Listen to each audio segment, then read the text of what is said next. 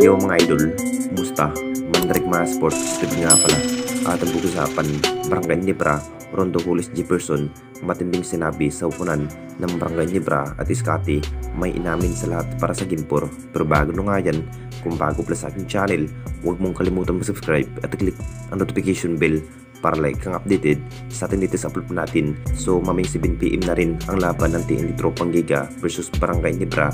Magiging tabla na nga rin ang series kung maipanalo nga ng ating Barangay Nibra sa Ginpor.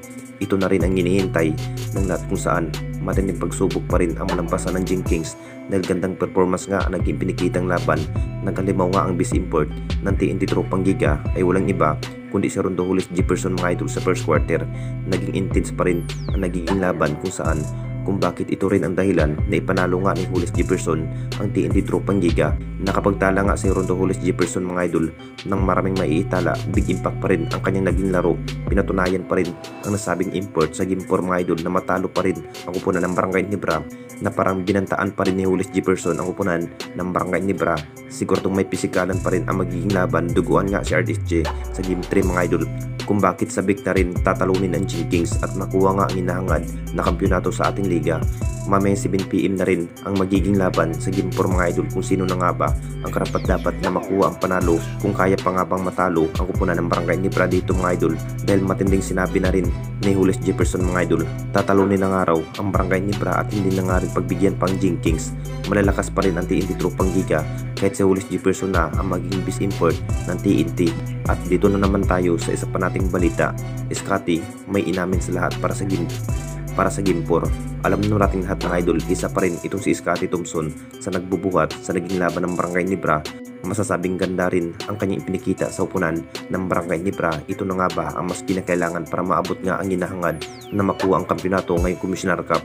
Abot kamay rin ang naging performance itong si Iskati Thompson mga idol. Siya rin ang dahilan at Justin Brownlee ang nag-init sa opensiba. Naging big impact pa rin ang nasabing player na parang hindi rin nakapaniwala ang lahat na ganun nga ang nangyari. Pinatunayan pa rin na Iskati mga idol na mas kayang bubuhatin ang kupunan ng Barangay Nibra ngayong season. Kumpiyansa pa rin na maabot nga ang pangarap na makuha ang kampyonato sa ating liga. Kahit butas ng karayom pa rin ang malampasan, mas gagalingan pa ni Iskati ang laban. Kung matalo pa rin ang Barangay Nibra, mahihirapan na rin na makakahabol pa. Siguradong mainit na laban na nga rin ang magaganap mamayang gabi, dahil kung sakaling ang TNT Tropang Giga pa rin ang mananalo at makuha nga ang kampyonato, magagalaw na rin ang magiging lineup ng Barangay Nibra next season. Hinihigpit pa rin ang Jing Kings ang magiging depensa dahil si Julius Jefferson at Calvin Optana at Puy Iram lamang ang problema sa opensiba ng TNT Tropang Giga. Magiging big impact pa rin sa bawat laban ng TNT Tropang Giga. Pagsisikapan pa rin ni Scotty ang laban para matalo nga ang TNT Tropang Giga sa Ginpor. Magiging tabla na nga rin ang series. Anong masasabi ninyo mga idol tungkol sa ating video?